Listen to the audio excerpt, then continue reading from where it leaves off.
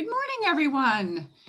Welcome back to our podcast. I am Kelly Birmingham, our host, and with me is always Jen Lucero, my partner in crime, mom to Dylan and Ethan. Hi, Jen. Hi, Kelly. Good morning. Good morning. So, people joining our podcast, we are a podcast with the BCBA, and a mom to Dylan, who's almost 23, on the more severe end of the spectrum. And we talk about topics related to autism and ABA. And so I'm really excited about today's topic because when I saw this paper come out, I cheered and celebrated. And so with us today, we have Dr. Missy Saunders. She is the Chief Clinical Officer of Creative Interventions and a personal friend of mine, I like to call a friend. And she is going to talk to us about a paper that she and some other colleagues and friends of mine put out recently. So hi, Dr. Saunders. Thanks for joining us. Hi there. How are you? We're so glad you're here. Okay, so let's get into it. We're going to get into the thick of this. All right. So I was super excited because you and I'll list everyone that's on the paper, and it'll also be in our show notes. So it's Justin Leaf, Joseph Cajon, right? Asman Javed. Yep. Sheila Click, Julia Ferguson, Christine Milne, Ashley Cream, Shannon Arthur, yourself, Missy Olive, friend of mine, Robert Ross, old boss of mine, Ron Leaf, and John McCaffin put together a paper that says a call for discussion on stereotypic behavior. So my first question to you is, what made you guys talk about this topic? Like what brought you all together on this topic? Well, I think we were, it's a topic that's been discussed for a long time. It's not a new discussion, right? There's lots of other papers that talk about whether or not we should intervene with stereotypy. This is nothing new, but what we were seeing over the last few years, or what we've been seeing, is this sort of push to, let's say, put the statement out that any intervention with stereotypy is abuse, right? And you can't do it. There's no reason why you should. And all of this information is being put out on social media, really, from anti-ABA activists, sometimes even behavior analysts themselves, but without any additional information, right? So it felt a little bit like I have a loud voice.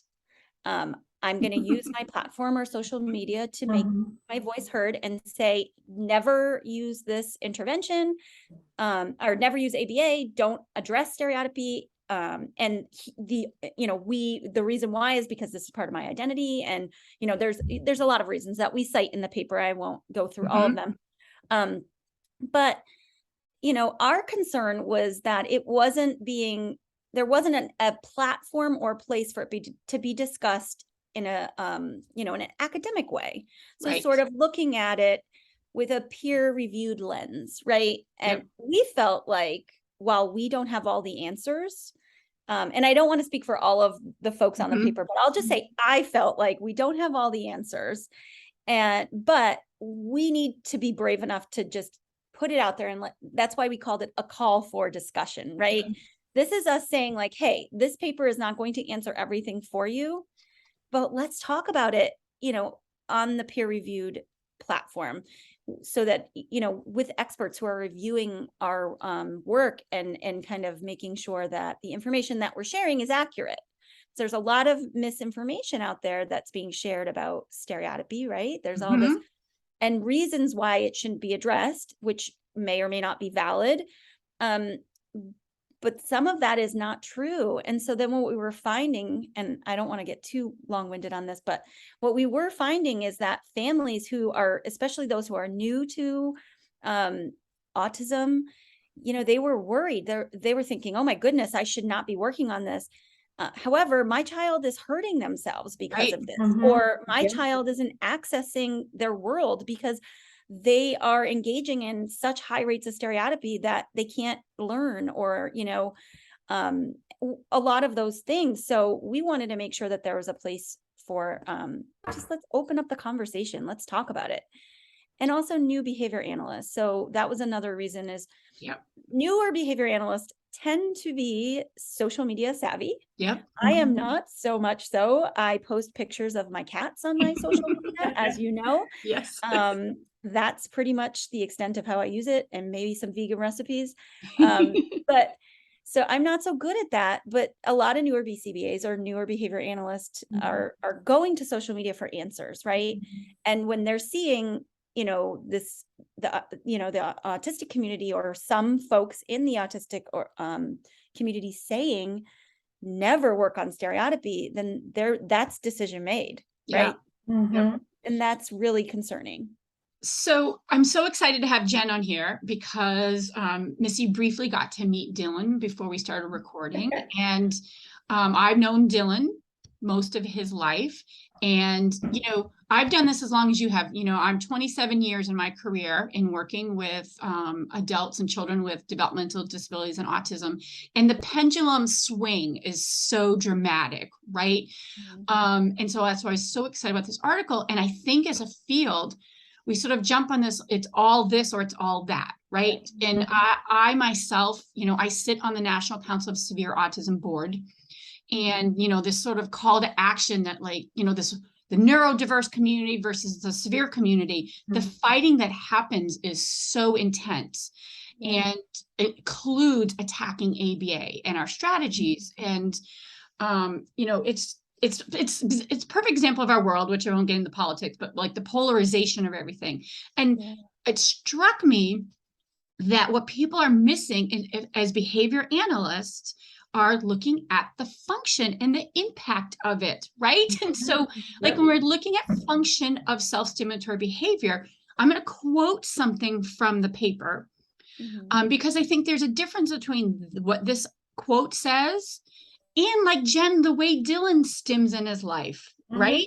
He used to stim in ways that interfered with his ability to learn and access the world. That's different than the kind of stims that he does in his leisure time, right? So absolutely. This is a quote. Researchers have also found that engaging stereotypic behavior is negatively correlated with cognitive functioning, right? And you've listed that source. And then further, engagement in stereotypic behavior may impede the development of play, social, and adaptive skills, as well as social relationships with peers. So talk about that a little bit. I think for us, that was just an example of really pushing forward this idea of a function-based approach, right? Behavior doesn't engage, people don't engage in the same behavior for the same reasons. Right. And we can't overgeneralize. While there are individuals that engage in stereotypy for leisure, and maybe they enjoy it, it feels good, and it's not interfering with their life, there are other functions behind it. And we want to make sure that we address it from a function-based approach, right? And that we look at that, because the reality is it can interfere with long-term consequences. And the other reason why we added this quote, I think, or what this quote leads to, I should say, is it's looking at giving people, consumers, whether it's the individual seeking treatment for the stereotypy or their parent, right? A lot of times it is a parent because the person isn't able to express that on their own. Our job as behavior analysts is to let them know what the long-term consequences are if they continue to engage in a behavior that interferes with their potential for accessing future work, or potential for, even learning leisure skills that might be more beneficial to them or more pleasurable. Because a lot of times, and I'm going to speak just from my experience, I won't be citing a ton of research, but in my experience, I've been doing this for a while at this point, a couple decades. Is that sometimes if I don't have any other choice, this is my only leisure activity, I can get really frustrated with that. And then it leads to some other sort of dangerous behaviors, or, SIB or those kinds of things. And so our job as behavior analysts is to inform the consumers so that they will, that when we do determine whether we're going to intervene or not, and we're going to go forward with a function-based approach, that we're doing so by letting them know, here are the consequences. Here's what the research says. Here's what it's saying about the potential future implications if the behavior continues. And then you can make a choice if that's okay with you as mom, right? Like if that's okay with you as the individual engaging in those behaviors. We have to do that because we're the experts, right? We're supposed to be, at least on behavior, but the individual is the expert on themselves, or the parent is the expert on the child. But they need to be able to make informed decisions. And I think that's why we added this. We're, really important to stress the implications long term. For sure. So Jen, as a mom to a young man on the spectrum who engages in lots of self-stimming kind of behavior, what are your thoughts on that? Well, definitely. I think, obviously things have evolved. Like Yep. since he was little, he's come a long way. He's a rock star now. Mhm. But, in the beginning, I think it was, at first I was just like, help me. And I definitely saw like, this is like, right at that moment, it was a train wreck. There was a ton of behaviors and tantrums and destruction of property. And I look to, the ABA, service provider to give me answers, to give me direction. I think also though, there's that whole like pick and choose your battles at the time, Mhm. but really there were times where I always followed through. I wanted to make the best life for Dylan. I wanted him to be part of society. I wanted him to have friends, be in school, be part of the community. So, I recognized if I, didn't do certain things and just let him do whatever he wanted at that moment, that it would long term be a disaster. But there are also times that I learned that, and it might sound weird, but he had certain points of time which we could control, like when, he did make it through the day and got home, that he did have time to, I guess, do some self-stimulatory behaviors that I didn't think, were harming him or his development at that time, if that makes Yeah. sense. I mean, absolutely. The research Yeah. supports that, right? Right. It's Mm. teaching that, and Mhm. so your instincts as a mom are spot on. But I mean, Kelly really helped me a lot, especially in the beginning, That's great. because there was like certain that, there's very specific things that are like really becoming issues that Yeah. people just take for granted. One was like if he saw anything like in a package or, or a present, he would try to rip open everything, and it became such a big deal. So, I mean, we found like strategies to work on that. Just a lot of things in his life, like a lot of issues in the car, like, but he really, he became adaptable. I did a lot of research too on my own, totally changed my career based on Dylan, everything. But and then I think also having a second child and having a younger child, that for me, that's really important in this whole process of how you as a parent and the caregiver respond to information given to you and direction given to you by service providers, and how you're going to implement that, and how you do things actually affects your whole family, including the other child's development. Yeah. Yeah.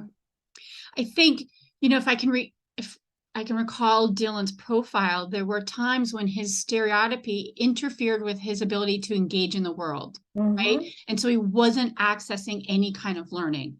Now, this is when he was really young. Yeah. Now he's fully engaged in his world, right? And Mhm. answers and talks and communicates and participates, but might engage in some self-stimulatory behavior in his leisure time, like when he likes to line up all his guys that he likes to have Mhm. and have them around him while he's watching a cartoon, right?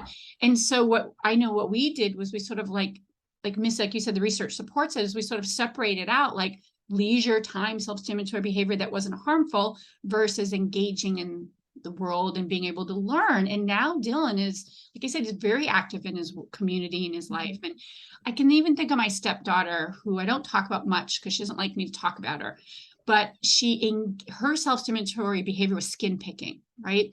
She's done early on, and it caused challenges in her academic life in her classroom because she would pick to bleed, and then she would be sent to the nurse's office out of the classroom. And that pattern was happening so often that she was missing academic time because it was becoming a safety issue. And as she became an adult, it interfered with work. And what we ended up doing, and she's going to kill me, I'll make sure she doesn't listen to this, but we actually shaped the behavior to have her pick in areas we couldn't stop it, right? It became so habitual, and we've had periods of time where it stopped for long periods of time, and then it would come back when anxiety provoking things came around. It was a coping mechanism, and that's what a lot of folks in the neurodiverse community talk about, right? Is that it's this coping strategy, but it impacted her ability to work.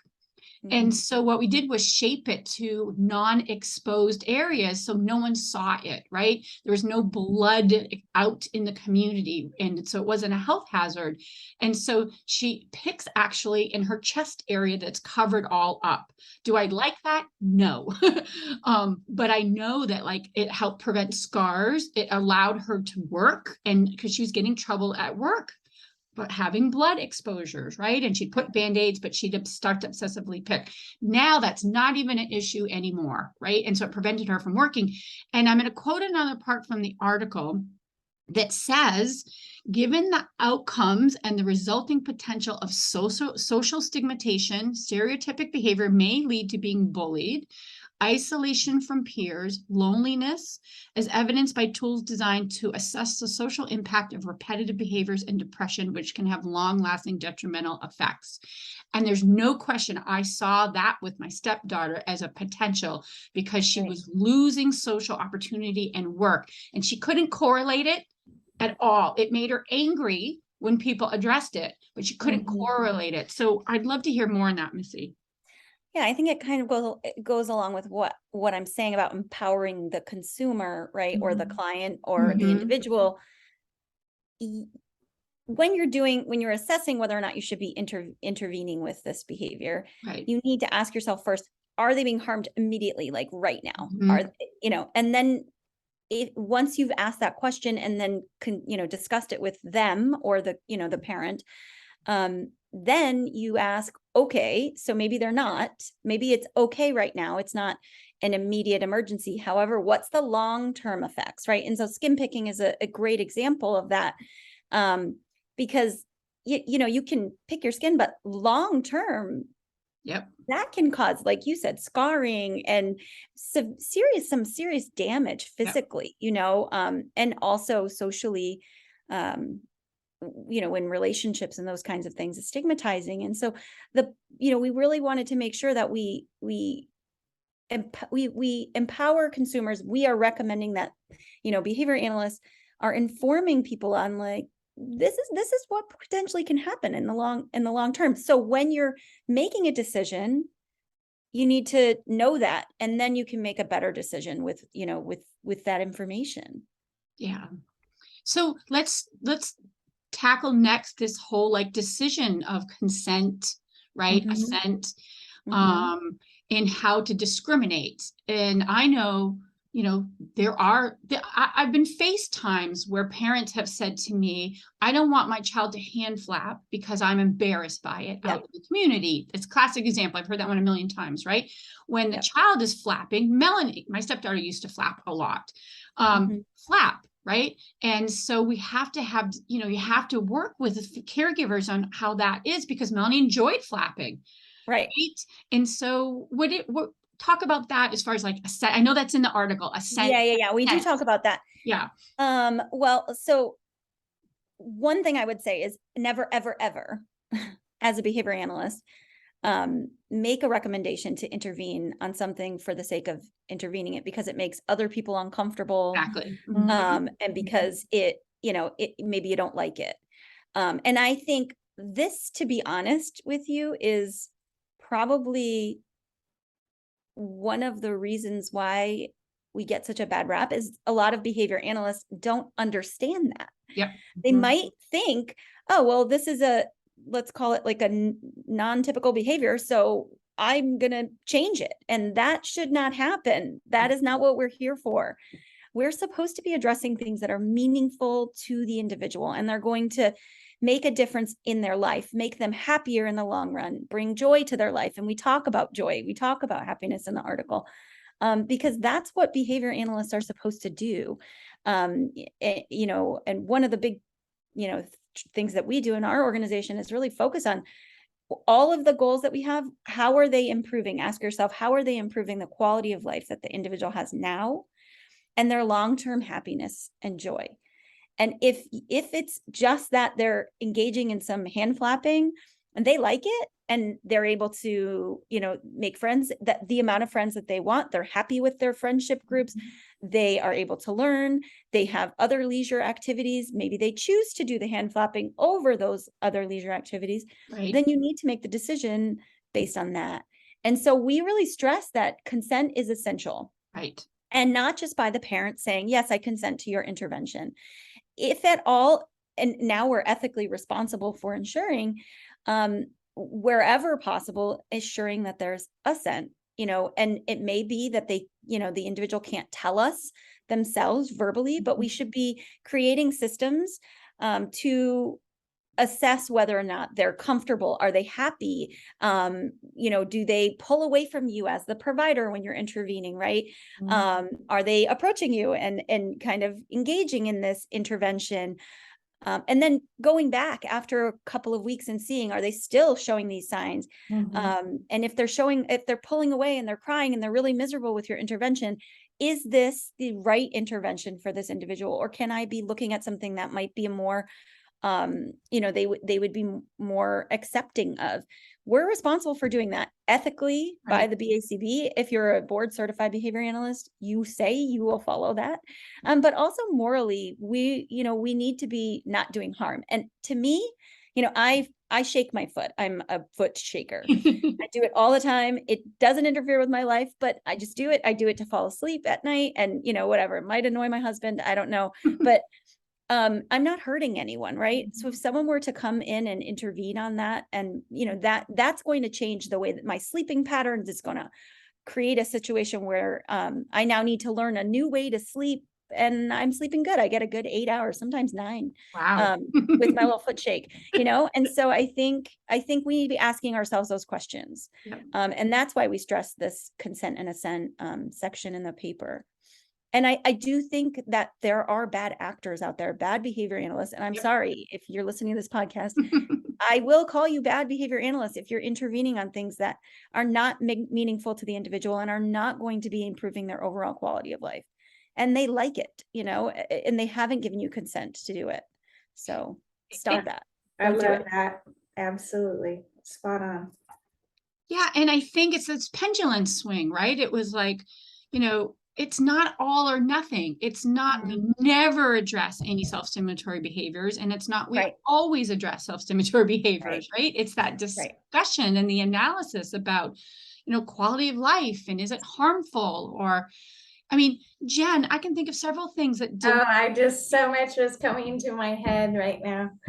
Like, for sure, just little things Dawn has done through the years, but has evolved and changed. But again, like, it might annoy some people in his life, but it's funny because with me, it's like, oh wow, we have so much bigger fish to fry. Like, why are you, like, you know, obsessing over this, you know, other people Right. of things, like, you know, the way he might, like, he enjoys eating and he makes little noises like when he Mhm. eats, and like that for some people is like so much, and I'm like, who cares? Like, that's Right. not a big thing.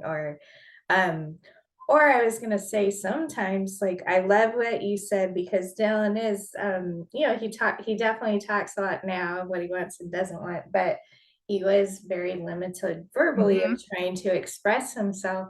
And it wasn't until recently that he just got diagnosed actually with Crohn's disease. So he's got a real big medical thing going. But he used to do things, and I thought it was, a stem of like hitting his stomach or hitting his Mhm. head. Mm, And now I recognize that he was actually, that is one of the mm, signs of knowing when he is not feeling well. And if yeah, I were to have just dwelled on that the whole time and like, don't do that, and that's,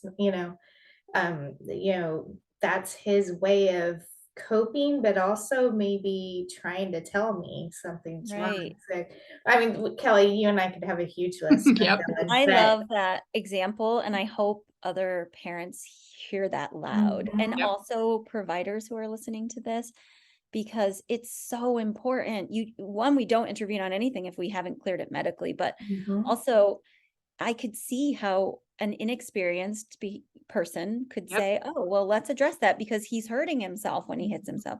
They're assuming, right? Mhm. Um, but he was communicating to you, but also we've all done that, right? Where it's like, oh, you push on something or, mhm. so thank goodness he had a mom that advocated for him on that, and you didn't address it. And maybe thank goodness for the bigger fish to fry, like you said. Yep.